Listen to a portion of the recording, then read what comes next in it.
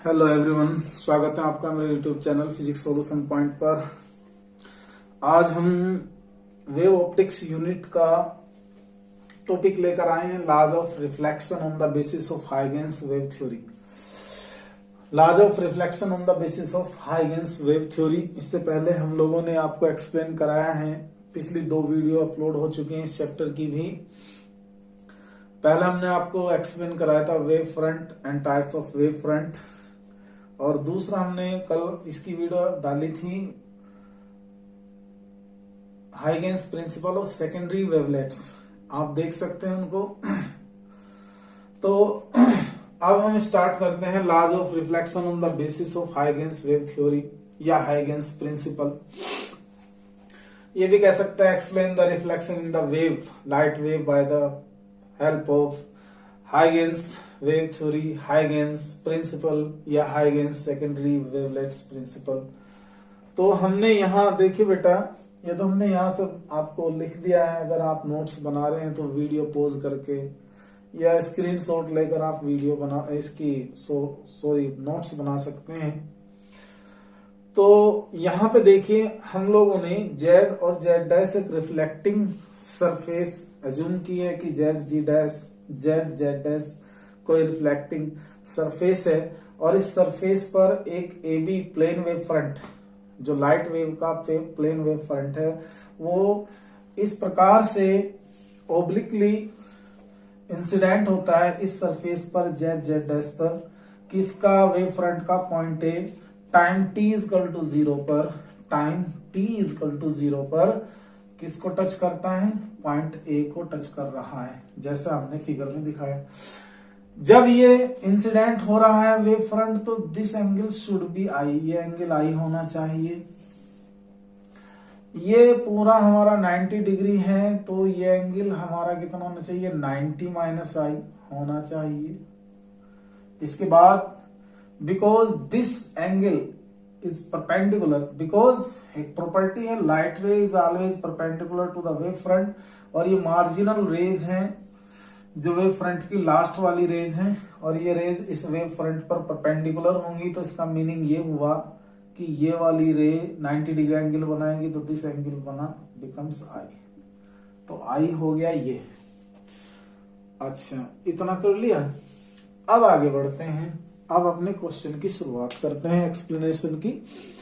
हम सपोज कर लेते हैं, suppose A B a plane wave front which falls on the reflecting surface Z dash such that at time t = 0 the point of wave front AB, the point A of wave front of plane wave front AB touch Z dash at time t = 0।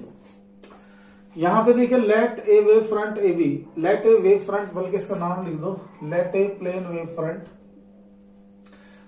Front A B incident on reflecting plane surface Z dash. The wave front and reflecting surface both are perpendicular to the plane of paper. जो reflecting wave front है और incident wave front है, ये क्या है आपके दोनों, the wave front and reflecting surface, the wave front, this wave front and plane surface, जो reflecting plane surface है, both are perpendicular to the plane of paper। Paper के हमने इनको परपेंडिकुलर लिया है ताकि हम नॉर्मल इसमें अगर लें तो नॉर्मल ड्रॉ करने में हमें आसानी हो। ओके, ये हम बता दें, जरूरी नहीं है आप एग्जाम टाइम में इसको बताएं या ना बताएं, ये आपके ऊपर है। अब हम यहां पे आते हैं एट, ये कहा first the wave front touch the reflecting surface at A. अभी जो मैं बता रहा था कि ये वेव फ्रंट रिफ्लेक्टिंग सरफेस के पॉइंट ए पर क्या करता है, इंसिडेंट होता है, स्ट्राइक करता है, और स्ट्राइक करने पर जैसे ही ये रेज इसे टच करेगी, तुरंत यहां से रिफ्लेक्शन होगा और एक रिफ्लेक्टेड रे ऐसे पास हो जाएगी।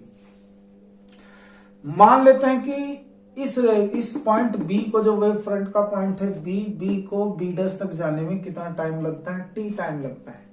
हम इसको मान लेते हैं कि टी टाइम में बी से कहां तक जाती है, बी डैश तक जाती है। ओके बेटा, बी डैश तक गई।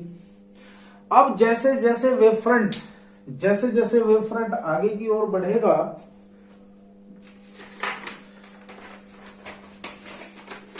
ऐसे दिखा देता हूं आपको,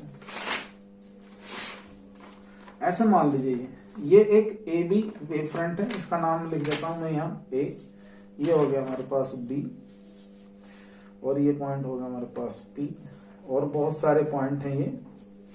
आप देखिए जैसे ये वेव फ्रंट है ए बी, ये वेव फ्रंट जैसे जैसे आगे की ओर बढ़ेगा, आप देखिए इस टाइप से, तो इस पॉइंट बी को बी डैश तक जाने में कुछ टाइम लगेगा, वो टाइम हम कंसिडर कर लेते हैं टी।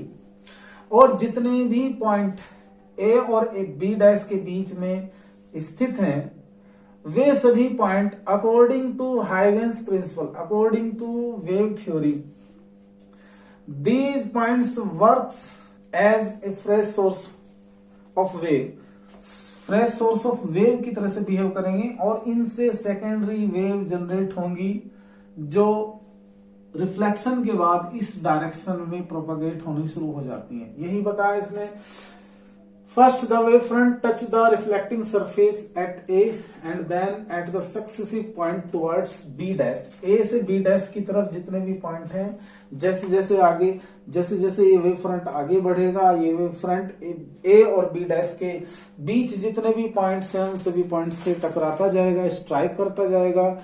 स्ट्राइक के बाद इनसे रिफ्लेक्टिंग वेव निकलेंगी जो सेकेंडरी वेव होंगी।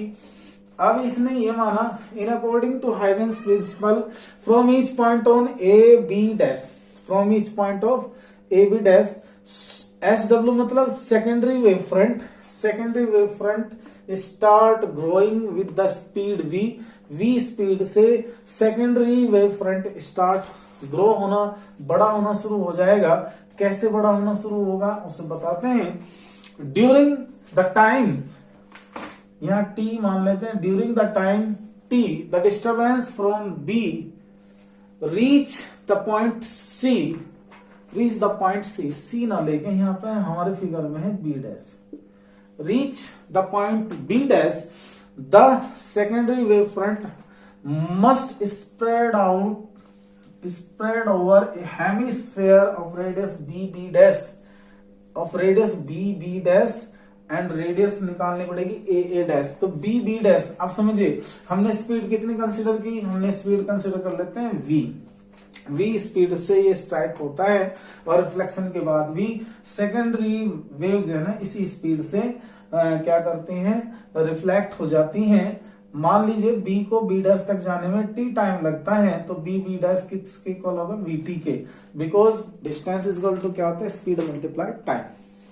अब हम करते क्या है, अब हम करते ये हैं कि ये जो डिस्टेंस आई है VT, इस डिस्टेंस को लेकर पॉइंट A को सेंटर्ड मानकर एक हम यहां से एक हेमिस्फीयर ड्रॉ करते हैं, एक हेमिस्फीयर ड्रॉ करते हैं। ओके, इस हेमिस्फीयर को जब हम ड्रॉ करते हैं, थोड़ा बड़ा हो गया भाई, तो सही नहीं खींचा इसको, सही नहीं खींचा, ऐसे लगता है। एक हेमिस्फीयर को ड्रॉ किया जाता है इस टाइप से, इस टाइप से एक हेमिस्फीयर ड्रॉ किया, और इस हेमिस्फीयर के, ये हेमिस्फीयर के लिए हेमिस्फीयर को पॉइंट कंसीडर करा मैंने ए डैश, तो इसको अगर हम टेंजेंट ड्रॉ करें, यहाँ पे एक टेंजेंट ड्रॉ करें, ये भाई ज्यादा खींच गया मुझसे, ऐसा आना था ये इस टाइप से। तो ये tangent A dash B dash किसको शो करेगी, ये tangent A dash B dash new wave front को शो करती है, जो कि वेव फ्रंट ए बी का ही नया वेव फ्रंट होगा, जिसे नाम देंगे हम सेकेंडरी वेव फ्रंट। क्या नाम देंगे जिसको, सेकेंडरी वेव फ्रंट। ठीक है, तो ये हेमिस्फीयर है, रेडियस किसकी, इसकी कितनी है, इसकी रेडियस है VT, कितनी है VT। थोड़ा सही नहीं खींचा, आप समझ लें। हमारा जो पर्पज है, मेन पर्पज है दिखाने का इसको, वो पर्पज ये है कि हम इसके इस पॉइंट पर एक टेंजेंट ड्रॉ करेंगे ऐसे, ये टेंजेंट ए डैश होगी जो नए वेव फ्रंट को शो करेगी, ऐसे आपका ये आ जाएगा बिल्कुल। ठीक है बेटा, थोड़ा मैंने प्रयास किया है, आप समझने की कोशिश करिएगा, फुल एफर्ट कर रहा हूं मैं। ये हुआ हमारा नया वेव फ्रंट जो मेकिंग 90 डिग्री, और ये रे परपेंडिकुलर है वेव फ्रंट पर, तो ये आल्सो 90 डिग्री। अब इसमें एंगल शो करना चाहेंगे हम। ये एंगल हुआ हमारे पास रिफ्लेक्टिंग एंगल आर, तो ये एंगल आएगा हमारा पूरा यहां से यहां तक स्मॉल आर, बिकॉज ये एंगल आर है तो ये कितना आएगा 90 माइनस आर। और फिर वही बात कि ये वाला जो एंगल है इतना, ये इसके परपेंडिकुलर है यहां से यहां तक, तो हम 90 में से इसको सब्ट्रैक्ट कर देंगे तो हमारा क्या बचेगा, स्मॉल आर एंगल बचने वाला है। तो ये एंगल बचा स्मॉल आर, और ये एंगल हो गया हमारे पास 90 डिग्री। देखो ये है 90 डिग्री। ओके, ये पॉइंट आ गया बी बी डैश। अच्छा, दोबारा से समझिए क्या बताया गया आपको। जस्ट सपोज कर ले जेड जेड डैश बी ए रिफ्लेक्टिंग सरफेस, मोटा मोटा से बताते हैं एक बार। इस पर हम एक प्लेन वेव फ्रंट इंसिडेंट कराते हैं एट पॉइंट ए। हमने स्टार्ट किया टाइम t बराबर 0 पर, टाइमिंग t इक्वल टू 0 पर हम वेव फ्रंट ए बी को इंसिडेंट करते हैं Z Z dash reflecting surface पर। यहां से सेकेंडरी वेव जनरेट होगी जो पहले सबसे पहले इससे जनरेट होगी, और फिर फाइनली ये रे लास्ट में जाके बी डैश से वापस रिफ्लेक्ट हो जाएगी। हम ये कंसिडर कर लेते हैं कि पॉइंट बी को बी डैश तक जाने में हम सपोज कर लेते हैं कितना टाइम लगता है, स्मॉल टी टाइम लगता है। तो इतने टाइम में हम देखते हैं कि what should be the distance cover by this point B to reach point B dash, और point A to reach point A dash. तो हम इसके लिए क्या करते हैं, ए को सेंटर मानकर एक हेमिस्फीयर, एक आर्क खींच लेते हैं, ड्रॉ कर लेते हैं। उस आर्क पर अगर एक टेंजेंट ड्रॉ की जाए ए डैश बी डैश, वो टेंजेंशियल सरफेस शो करेगा नए वेव फ्रंट को, नए सेकेंडरी वेव फ्रंट को शो करता है। ओके, आप इसे नोट कर लें, इसका स्क्रीनशॉट ले लें।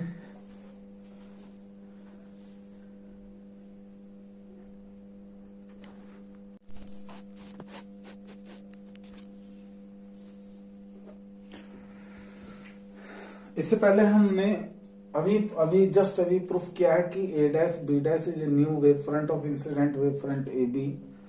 लेकिन क्या हम ये दिखा सकते हैं, क्या ये प्रूफ किया जा सकता है कि A dash B dash is a new reflecting wave front.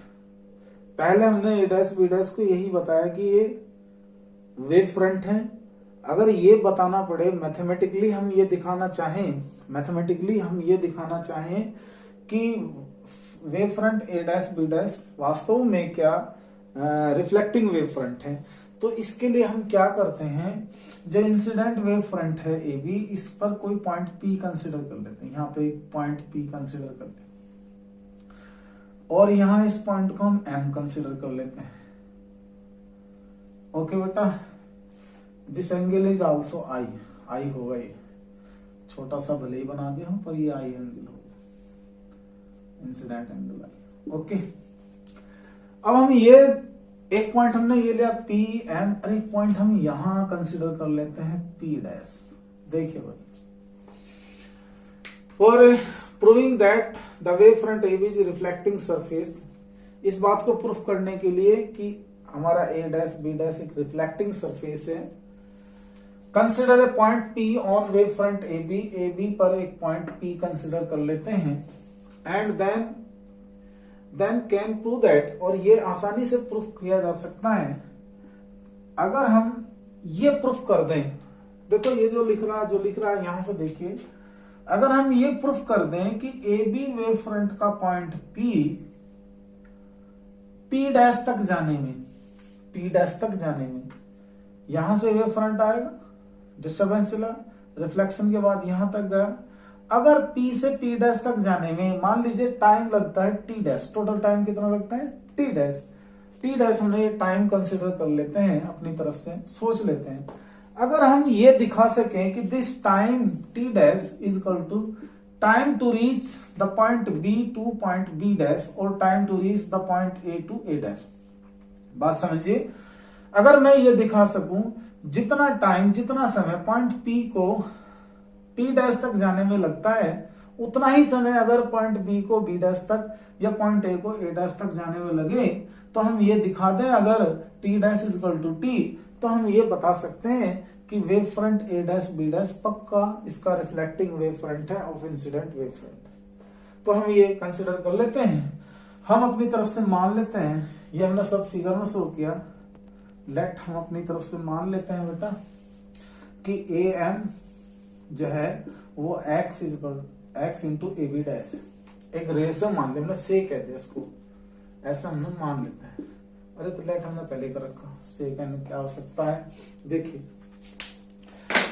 A M is equal to x into A B dash means ये मान लो कि M point A B dash को दो रेशो में डिवाइड कर रहा है, दो पार्ट में डिवाइड कर रहा है, उन दोनों पार्ट का रेशो है एक्स। तो हम इससे क्या ये लिखा सकते हैं, A M upon A B dash it is equal to x. इस इक्वेशन का ध्यान रखेंगे, यहां लिखेंगे let T dash B the time of point P reach the point at the point P dash at the point P dash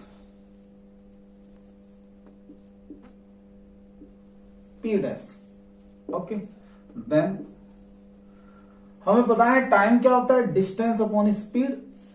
तो ये time T dash कहा जाएगा time to reach the point P to P M, point P को M तक जाने में लगा समय क्या होगा, distance upon speed, that is से वी कह दिया मैंने इसको, हमने वी मान रखी।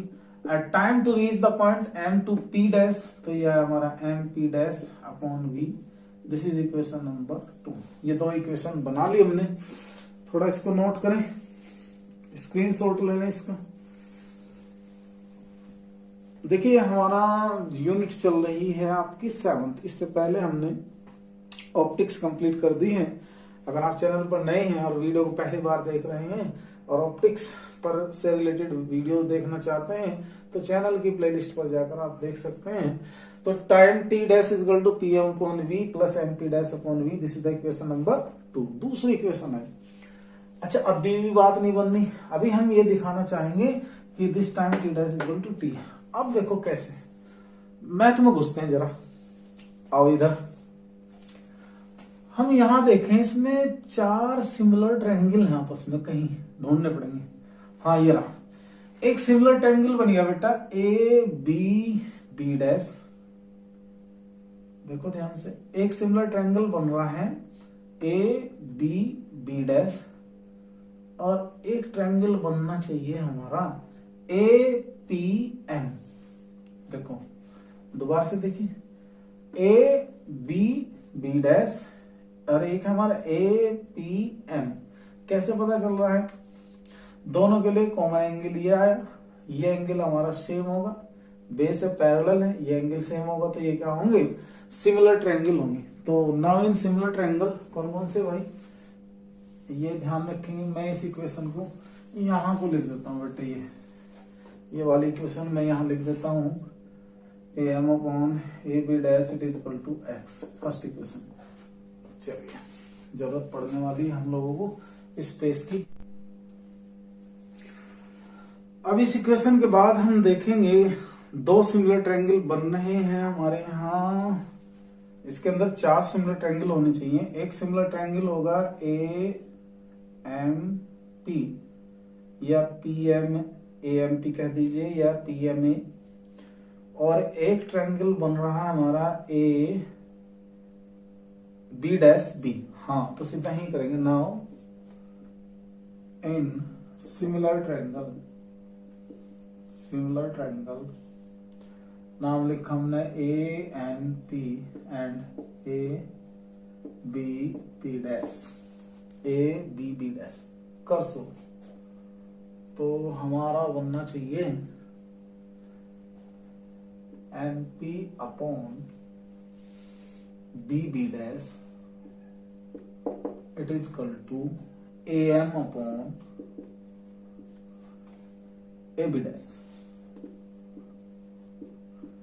बट हमने पढ़ा है बाय यूज इक्वेशन कर लेंगे, यूज इक्वेशन 1। देखो ये इक्वेशन 1 इक्वेशन ये M P upon B B dash अभी निकाला था हमने कहीं, B B dash and B B dash कितना है, बी बी डैश हमारा स्पीड मल्टीप्लाई टाइम, तो M P dash B B dash होगा वी टी और इट इज इक्वल टू आया एक्स। तो हम ये करते हैं M P upon V it is equal to हमारा बनेगा एक्स टी, क्या ले लेते हैं यहाँ X T. This is the equation number 2, 2 के बाद 3 एम पी या P M upon V it is equal to X T. This is the equation number 3। Note कर देखो बेटा, again in similar triangle A dash B dash, क्या लेंगे A dash B dash and triangle N P dash B dash. देखो ये angle इस angle के equal है, ये वाला एंगल हमारा इस एंगल के क्या आएगा, इक्वल है। तो ये दोनों एंगल सेम आएंगे, ये दोनों एंगल सेम है, सिमिलर ट्रायंगल और एक ये कॉमन एंगल होगा दोनों का, तो हमें ये एंगल देखने की भी जरूरत नहीं है यहाँ। तो इसे मत देखें आप। देखो ये एंगल 90 डिग्री, ये एंगल 90 डिग्री और ये हुआ कॉमन एंगल दोनों का। तो जब ये दोनों का कॉमन एंगल हुआ तो इससे हमें पता चला ये पी डैश पॉइंट यहाँ पे, यहाँ ये पी डैश पॉइंट यहाँ है, कभी आप कंफ्यूजन नहीं, यहाँ देख लो ये 90 डिग्री, ये 90 डिग्री और ये कॉमन एंगल हुआ। तो इसका मीनिंग हुआ कि दोनों किसी ट्रायंगल के अंदर अगर दोनों एंगल सेम हो, वन साइड के या जैसे भी है, तो उस सिचुएशन में ये दोनों एंगल सेम आए, ये एंगल सेम आए, दो कम से कम एंगल सेम आए, तो वो ट्रायंगल क्या होता है, सिमिलर ट्रायंगल होता है। तो ना सिमिलर ट्रायंगल की प्रॉपर्टी लेते हैं, इस साइड का इस साइड के साथ रेशो लेते हैं, इसे कहते हैं M P dash divide by A dash. और सर इसे ले लेते हैं हम M B dash divide by A B dash. फिर से देखते हैं M P dash as it is रखेंगे और ए डैश हमारा, सिंस ए डैश हमारा वी टी के इक्वल है तो हम इसे वी टी लिखेंगे। और ये एम बी डैश लिखा जा सकता है, M B dash this distance M B dash कैसे मेजर करी जाएगी, ए बी डैश में से ए एम सब्ट्रैक्ट कर देंगे, ए बी डैश माइनस का A M divide by A B dash. इतना कर लिया, इतना नोट कर ले से, नोट करें, स्क्रीनशॉट ले लियो भाई, वीडियो पॉज करके ले सकते हैं। इसके बाद यहां देखिएगा, आगे चलते हैं, यहां से इस टर्म को ले आता हूं मैं यहां, M P dash divide by V T 1 minus A M upon A B dash. Use कर ले, यूज इक्वेशन दोबारा से 1, तो M P dash divide by V T it is equal to 1 minus X. तो M P dash divide by V 1 minus X into T. This is the equation number 4। Please note कर ले इसको। अब हमारे पास दो टर्म बनी, M P dash upon V, M P dash upon V की value 1 minus X into T, M P upon V, M P upon V इसकी वैल्यू है हमारी कितनी, एक्स टी। दोनों को हम ऐड कर लेते हैं, दोनों को ऐड कर लेते हैं। अब इसकी जरूरत नहीं है, हटा दो इसको।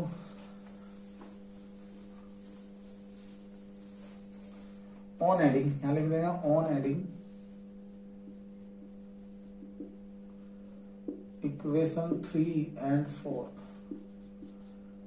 तो ये बनेगा हमारा M P upon V plus M P dash upon we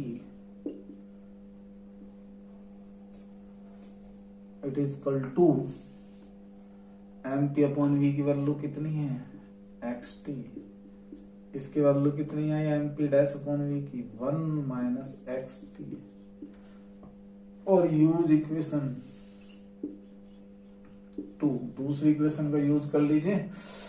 दूसरी इक्वेशन अभी तो बताई थी हमने, लिखी मिटा दी, M P upon V plus M P dash upon V it is equal to T dash. तो इससे रिप्लेस होगा टी डैश। हमारा पर्पज ये था कि अगर हम टाइम टी को टी डैश दिखा सकें, टाइम टी बी पॉइंट का बी डैश तक जाने का समय है और पॉइंट ए का ए डैश तक जाने का टाइम है, और हमने टी डैश टाइम लिया पॉइंट पी का पी डैश तक जाने का टाइम, ये पी डैश है यहाँ पे।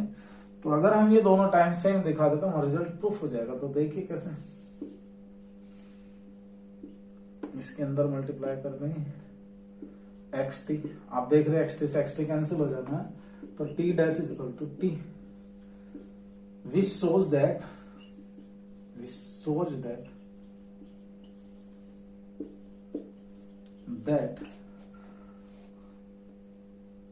वेव फ्रंट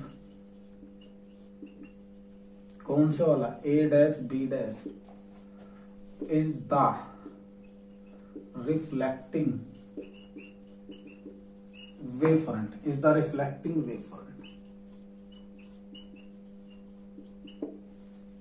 ये हमने प्रूफ कर दिया कि ए डैश बी डैश हमारा रिफ्लेक्टिंग वेव फ्रंट है। ओके बेटा, अभी लॉज ऑफ रिफ्लेक्शन दिखाना है। लॉज ऑफ रिफ्लेक्शन पहले आप ये प्रूफ कर लें कि A dash B dash plane wave front हमारा रिफ्लेक्टिंग वेव फ्रंट है। तो हम इसको हटा देंगे पॉज करके या स्क्रीनशॉट ले लें। अब हम प्रूफ करके दिखाएंगे कि angle I is equal to क्या होगा, angle R. Angle I is equal to क्या हमारा एंगल आर होगा। तो इसको दिखाने के लिए अब हम दिखाते हैं। नाउ इन ट्रायंगल, फटाफट कर दो। Now in triangle A B B dash and triangle A dash B dash, angle B is equal to angle B dash sorry A dash किसके इक्वल है, 90 डिग्री के। ए बी डैश कॉमन है। और एक चीज एंड हमने प्रूफ करके दिखा A dash it is equal to B B dash, ये आया वी टी। तो इसका मतलब हुआ hence triangle A B B dash is the congruent property, congruent triangle of A dash B dash, C P C से हो गए proof.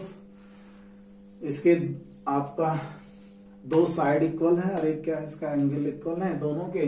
तो ये सिमिलर वो हुआ कॉन्ग्रुएंट ट्रायंगल। कॉन्ग्रुएंट ट्रायंगल का मीनिंग ये है, if two triangles are congruent then all the side are equal, all the angles are equal. Hence इसका मीनिंग हुआ angle I it is equal to angle R, which is second law of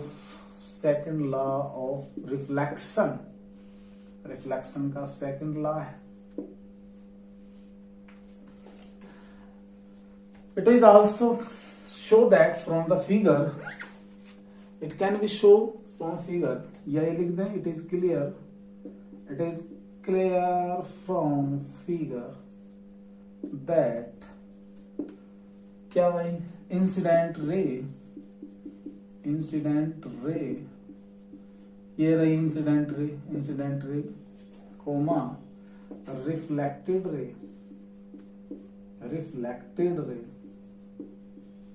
ये रही reflected ray and the normal, ये रहा normal are in the same plane, एक ही तो plane में। ये तो हम पहले ही मान चुके थे कि रिफ्लेक्टिंग सरफेस जेड डैश और incident wave front A B is perpendicular to the plane of paper. इसका मतलब ये तीनों पॉइंट एक ही प्लेन में होंगे, विच इज ये जो हमने अभी बताया, which is first law of